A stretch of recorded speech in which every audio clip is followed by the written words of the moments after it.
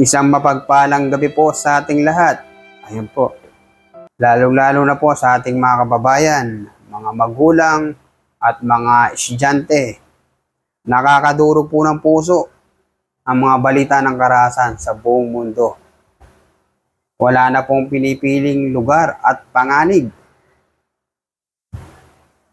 Kaya wag po tayo dapat maging kampante. Ito po ang inyong pulis, Parax Chronicle. Gusto ko po sanang itanim sa inyong mga isipan ang mga hakbang para sa inyong kaligtasan.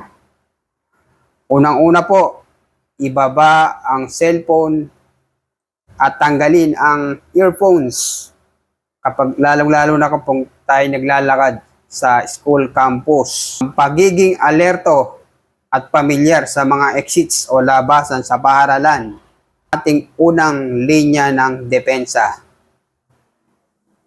Halimbawa man o kung sakali man sumiklab ang kaguluhan o nagkaroon ng insidente, gawing sandata ang global role na takbo, tago at report.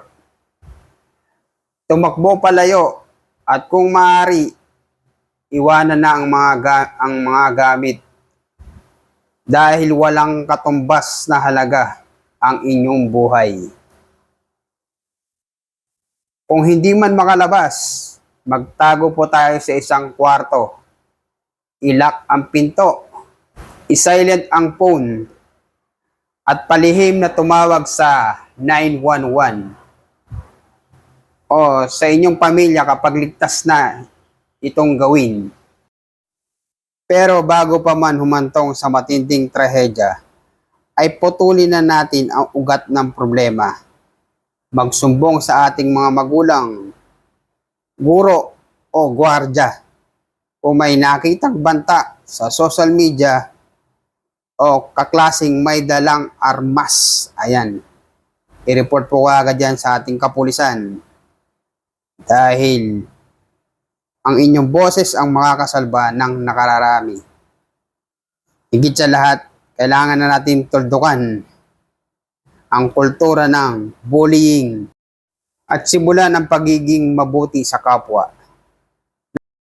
Magtulungan po tayo para sa pagpapanatili ng ligtas na paaralan at upang maprotektahan ang kinabukasan ng ating mga kabataan. Stay alert at stay safe. That's Parax Chronicle. Ayan po. Like, share, at comment para paalaman po natin kung hanggang saan nakarating ang video na to. Thank you and God bless.